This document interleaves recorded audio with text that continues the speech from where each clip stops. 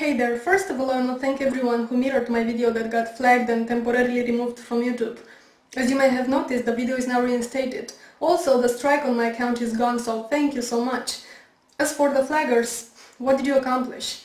You basically got my video to be uploaded on more than 300 channels, generating a total of views higher than I could have hoped for, and demonstrating once again that by trying to censor a video you will only make it go viral. Also, I want to stress the irony of me making a video in which, among other things, I talk about Muslim extremists trying to censor freedom of speech, only to get a counter-argument, then trying to get my video banned.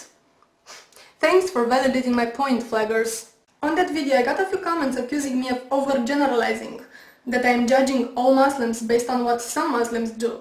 Messages like this: I swear it's retards like you who cause such problems. Why do you fucking judge a whole book and religion upon the followers' choices? Who says these are Muslims in the first place? They're a bunch of retards who follow a book. Don't judge a book by its followers, you fucker. Go read the book yourself and judge it upon what it says. What an ignorant retard. Hello again, ZOMGitsCriss douchebag. If one policeman does something bad, are all policemen evil? If one teacher does something bad, are all teachers evil? If one nurse does something bad, are all nurses evil? If one Muslim does something bad, is Islam itself evil? Fuck you, fuck you, fuck you, fuck you, etc. Well, you see, I don't deny that there are many peaceful Muslims in the world. I personally know Muslims who are very good people and anything but violent. But just like you say in your messages, you cannot judge a religion or a book based on what some of its followers are doing. So let's take a look at what it is written in your holy book. Starting with your very own prophet of God, Muhammad, the merciful and compassionate.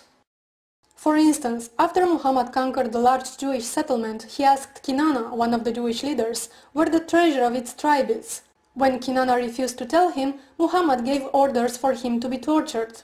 And I quote, "Torture him until you extract what he has." So he kindled a fire with flint and steel on his chest until he was nearly dead. After that, Muhammad had him beheaded. If the Prophet of God gave orders for someone to be tortured in order to obtain information, can you deny that Muhammad's followers may justify using the same methods by saying they are only following the Prophet's example? By the way, after Muhammad had Kinana killed, he married his wife and consummated the marriage in that very same day in his tent. So he tortures and kills this woman's husband. He kills her father and the people from her tribe. Then later on the same day he takes her in his tent to marry her. Pardon me for saying so, but in English this very much spells rape.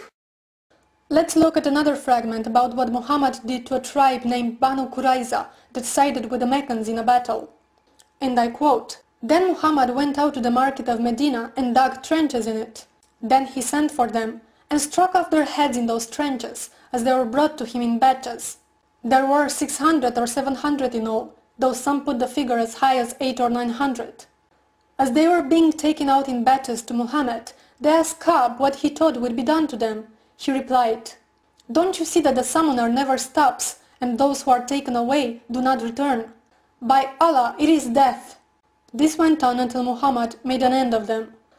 Later on we learned from one of the captives, 'I was among the captives of Banu Qurayza. They, Muhammad followers, examined us, and those who had begun to grow pubic hair were killed, and those who had not were not killed. I was among those who had not grown hair.' All the men and the boys who reached puberty were killed. As you may know, boys start growing pubic hair at about 10 to 14 years old, so boys as young as that were beheaded on the orders of the merciful Prophet. The remaining children and women were taken as slaves by Muhammad's people. And the worst part of it is that only a few members of this tribe actually sided with the Meccans. The rest of them, the majority, didn't. It says so in the Hadith, but the fact that they were innocent counted for nothing. Now where am I going with this? I'm not saying that Muhammad was an all-bad man, because I know he did some good things as well. But when you say don't judge a book by what its followers are doing, I have to say, well, the book does justify their deeds. The problem is Muhammad is not seen as simply a man of his time. Instead, he is held as the highest example of how a Muslim man should act today. So yes, the Muslim extremists do justify acts such as mass killing of the enemy, or torture, or pedophilia if you consider that Muhammad had a 6-year-old wife. Is it or is it not written in your book, "Whoever leaves Islam, kill him"? Didn't your prophet say, "Fight and kill the disbelievers, wherever you find them"? I keep getting messages from Muslims insisting that true Islam is a peaceful religion. But at the same time, I also get messages like this. This message is a warning to you. You are an atheist. It's your decision to believe or don't believe on God, Allah. It's your decision to be blind, deaf and dumb. But you have no right to insult my religion, Islam, or my great honorable Prophet Muhammad.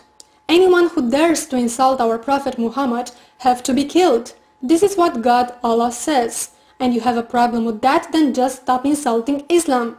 You have the first and final warning. If I have to travel to Romania from Pakistan to slit your throat and kill you, then I will, believe me, I will kill you. I'm not gonna read it all, but so it goes on and on and on. And they also think that this is the true Islam, and that they are the ones following what the Quran teaches. One final point I want to make. Some people were upset that in my video I implied that Islam doesn't deserve respect. I don't see why any religion would. And I don't understand why criticizing someone's religion is seen so offensive and held right up there with race or gender, sexual orientation or nationality, when none of those things are choices while religion is. I did not choose to be born in Romania, to be white, to be attracted to the opposite sex, or to be a female. Those are not one's choices to make, but religion is very much a personal choice, at least in the Western culture. And as your personal choice, it should be open to criticism, just like your choice in music is. If you know one legitimate reason for why religion should be above criticism or should deserve more respect than any other choice you make, please let me know what that reason is, because I cannot find it anywhere. Peace. But not as defined by Islam.